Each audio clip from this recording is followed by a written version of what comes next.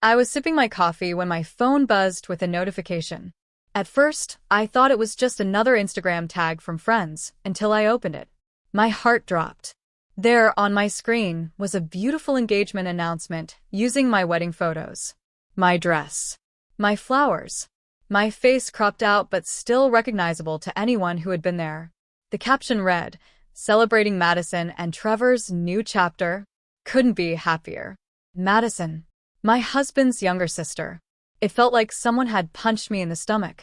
My wedding, the most personal, sacred day of my life, had been turned into a prop for her engagement. My hands shook as anger rushed through me. That was the moment I decided they were going to regret ever humiliating me like this. What would you do if your in-laws used your wedding photos to celebrate someone else's engagement? Would you stay quiet or fight back? Tell me in the comments, and don't forget to subscribe for more stories. Before this chaos, I was genuinely happy. I met Ethan 3 years ago at a friend's barbecue, and from the start, we just clicked. He was kind, funny, and grounded, everything I had been looking for. When he proposed, I thought I had hit the jackpot. Then came his family.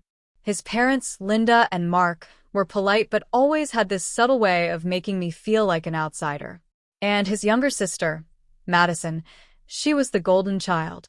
Everyone adored her, and she adored attention. Planning the wedding wasn't easy. Linda had opinions about everything. The venue, the colors, even my dress. I swallowed my pride just to keep the peace because all I wanted was a beautiful, drama-free wedding. Despite all the tension, the day itself turned out magical. Our friends danced, our vows made everyone cry, and for a moment, I felt like I belonged in this family. That feeling shattered when I opened Instagram that morning. Madison and her fiancé, Trevor, had used 3 of my wedding portraits, professional shots I paid thousands for, to announce their engagement. They even cropped Ethan and me out, leaving only the decorations and venue to make it look like their own celebration. Comments poured in. Such a gorgeous setup. Love this aesthetic. And there I was, sitting on my couch, reliving my wedding day, but as a backdrop for someone else's spotlight. It wasn't just insulting. It felt like they had stolen my memories and paraded them around like trophies. I sat frozen for what felt like hours, staring at that post. My phone buzzed nonstop. Friends are sending me screenshots, laughing nervously, asking if I had approved this. Approved? I hadn't even been told. When Ethan came home, I showed him the post, my voice shaking. I expected him to be just as outraged as I was. Instead, he rubbed the back of his neck and said, "Babe, I know it's weird, but maybe they just loved the photos and wanted to share the aesthetic?" That stung worse than the post itself. My own husband was defending them. For days, I couldn't shake the humiliation. Everywhere I turned, people were talking about Madison's dreamy engagement photos. It felt like my wedding was being erased, overwritten by hers. Every time I looked at my own album, all I could think about was her post and the hundreds of likes it had gotten. At night, I'd lie awake replaying the wedding in my mind, my dress, my flowers, my carefully chosen decor. All of it had been meant to celebrate us. Now it was part of her story. I tried talking to Linda, hoping she'd at least apologize. Instead, she said, "Oh, honey, those pictures were too beautiful not to share. You should be flattered." Flattered? I felt violated. I cried in the shower, so Ethan wouldn't hear me. I deleted my wedding photos from social media because I couldn't stand the comparisons. I even stopped answering friends' texts because I was tired of explaining why this hurts so much. But slowly something shifted. The sadness hardened into anger. I realized if I didn't stand up for myself, this family would keep walking all over me. I wasn't just hurt anymore. I was ready to do something about it. The next morning, I stopped crying.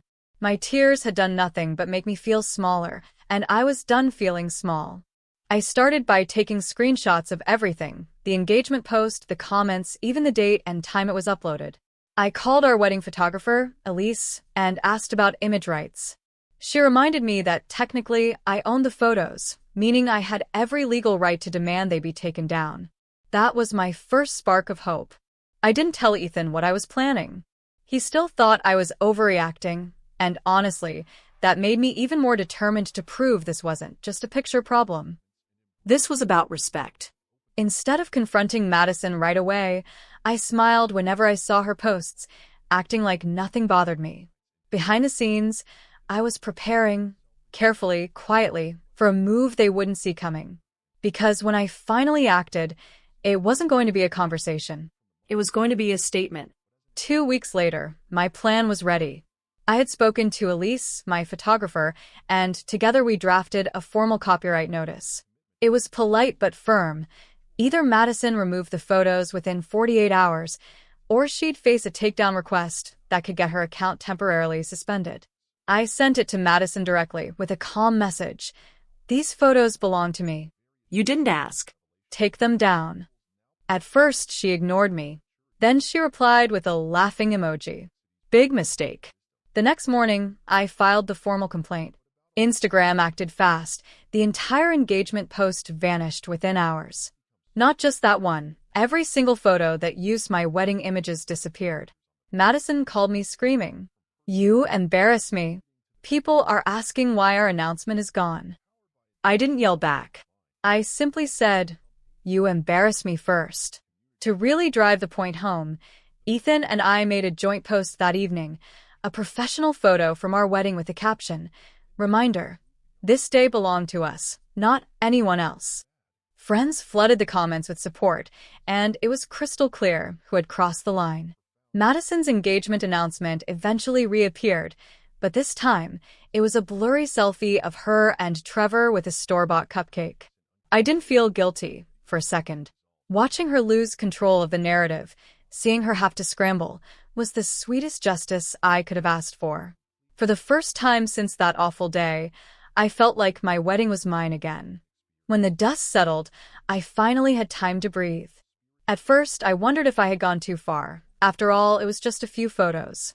But the more I thought about it, the more I realized it wasn't about the pictures at all. It was about the complete lack of respect. Madison had treated my wedding day, one of the most intimate, emotional moments of my life, like it was a Pinterest board she could borrow from. And my in-laws had encouraged it. By standing up for myself, I wasn't just protecting some images. I was protecting my boundaries. For so long, I had kept quiet, telling myself to keep the peace, because that's what good daughters-in-law do. But peace that comes at the cost of your dignity isn't peace, it's surrender. When Madison's post disappeared, and I saw the wave of support from friends who said, "Good for you," something inside me shifted. I realized I didn't have to accept disrespect just to avoid being labeled difficult. This wasn't about revenge for revenge's sake. It was about reclaiming my voice and reminding them and myself that I mattered. In a strange way, this experience taught me that boundaries aren't walls. They're doors that you control. And sometimes, you have to shut those doors firmly before anyone learns how to respect them. Life after that incident looked different, in the best way. Ethan and I had some long, uncomfortable conversations, but in the end, it made our marriage stronger. He finally saw how deeply this had hurt me and admitted that he had been too quick to defend his family. He even apologized for dismissing my feelings and promised to back me up more in the future. We set clear boundaries with his family. No more using our photos without permission, no more dismissing my feelings, and no more treating me like an outsider. It was awkward at first. Linda tried to brush it off with her usual, "Oh, you're so sensitive" routine, but this time, I didn't let it slide. Madison eventually reached out too. Her apology wasn't perfect, but she admitted she hadn't thought about how it would make me feel. I accepted it, but I also told her this couldn't happen again. With time, the tension eased. I went back to enjoying my wedding photos, really enjoying them, without bitterness. What once felt like a stolen memory now felt like a victory I had earned back. More importantly, I felt stronger, prouder, and less afraid of conflict. I learned that standing up for yourself doesn't make you a troublemaker. It makes you someone who values herself. For the first time since marrying into this family, I felt like I truly belonged, not because they accepted me, but because I refused to let them erase me. Looking back, I realized something important. Revenge doesn't always mean destroying someone's life. Sometimes it's just about reclaiming your own. Taking down those stolen photos wasn't about pettiness. It was about reminding everyone, including myself, that my memories, my moments, and my dignity aren't up for grabs. Sometimes revenge isn't about hurting them, it's about finding yourself again. What would you have done if your in-laws used your wedding photos for their own announcement? Would you have fought back like I did? Or let it go? Tell me in the comments, and don't forget to like and subscribe for more stories like this.